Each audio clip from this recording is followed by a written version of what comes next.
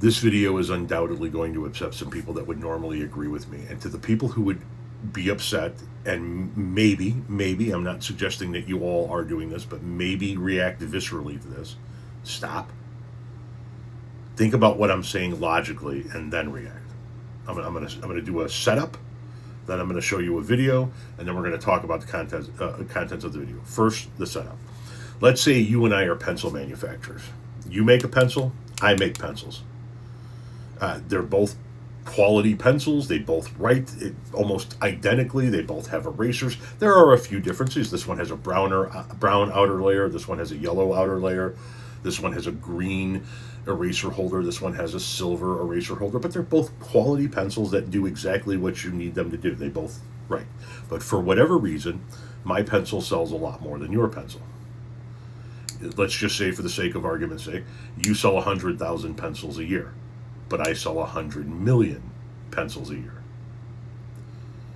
For whatever reason, do you think that you, as the owner of the pencil company that sells 100,000 pencils a year, should get paid the same amount of money as me, the guy who sells 100 million pencils a year?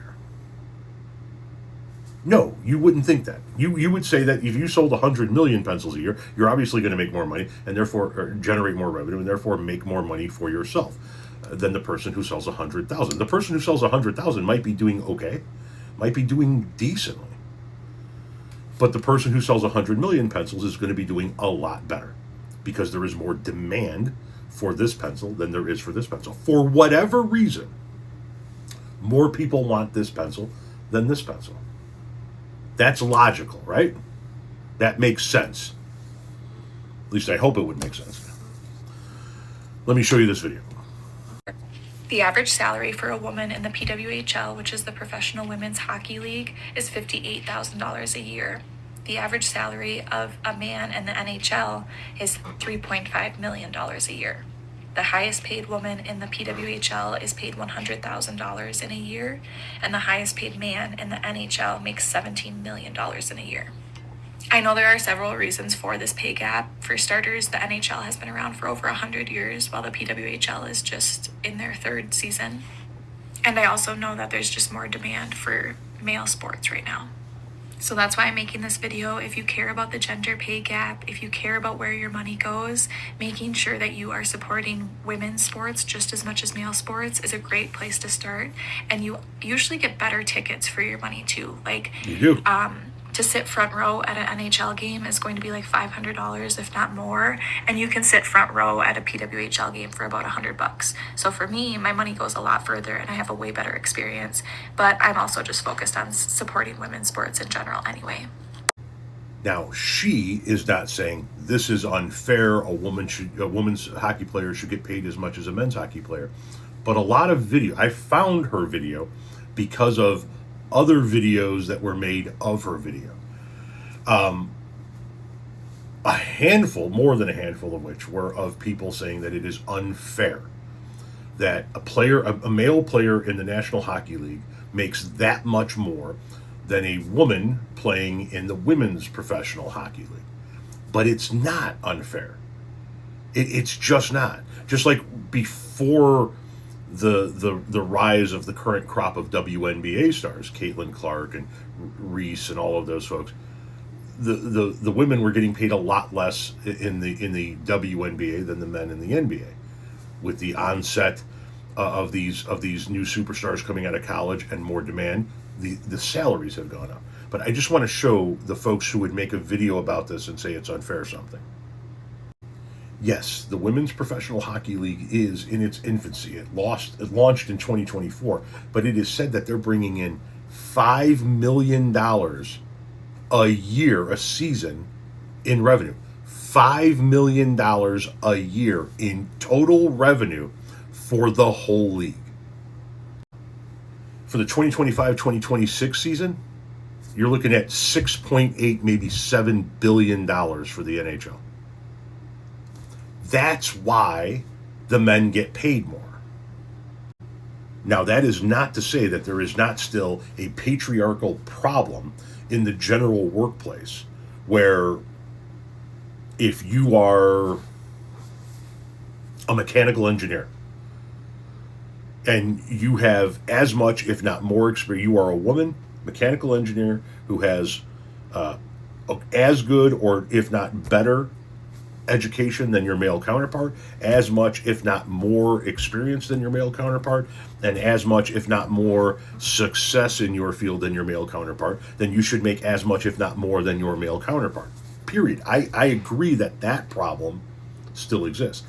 This is not one of those situations. This is simply a supply and demand thing.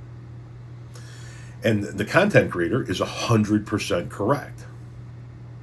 If you want women who play in the professional women's hockey league to make as much as the men who play in NHL, then you got to go to those games. You got to pack those arenas. You can't have 40% of the tickets sold. You got to buy the jerseys. You got to watch the games on TV. You got to go to the arenas. You have to support that league. The NHL doesn't pull in $7 billion a year because nobody's watching it. And therein lies the discrepancy. And I think one of the problems that we have is a continuing, what's the right word here? A continuing chauvinistic approach to watching sports. Up next on ESPN, women's professional, and then click. The men just turn it. I don't want to watch women's professional anything. Why? Have you ever seen the WNBA? They can fucking ball. I have not seen women's professional hockey, but I can't imagine that they're talentless. Some of the best sports I watch all season long, all year long, is women's softball. I had two daughters that played softball. We were deep into the softball world. When the women's college softball stuff comes on, yeah, we're riveted. Put the bikinis to the side. Have you ever watched women's beach volleyball? Or just indoor volleyball, you know, with the multi-team, multiple person teams that rotate? Have you ever watched that shit? Have you ever tried playing volleyball? I couldn't do what half of these women do. I couldn't do what 99% of these women do. There is a lot of talent there, but it takes support. You've got to go to the games. You have got to buy the tickets. You've got to pack the arenas. You've got to buy the merch. You have got to make the demand such that the revenue comes in and can be shared with the players. It can increase, like we've seen in the WNBA with Caitlin Clark and Angel Reese and all of them coming into the WNBA over the course of the last few years. So the salaries have gone up dramatically because the demand has gone up. And it's nothing more than that when it comes to sports. There is a pay gap problem in the general workplace that needs to be dealt with, no doubt about it. That is not the case when it comes to sports. You can make a case that women and men should be paid equal when we're talking about national teams. Like back when there was a big argument over the women's national soccer team not getting paid as much as the men's national soccer team.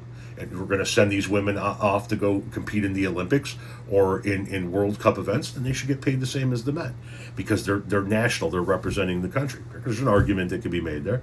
There still is a stadium filling aspect to that, but not as much as in like professional sports, professional hockey, professional basketball. I understand there's a professional football league out there, but you gotta support the teams. You have to go to the games.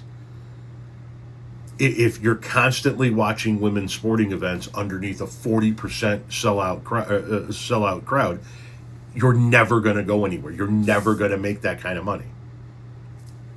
And that sucks for these women who have been working their ass off to get to this fucking point.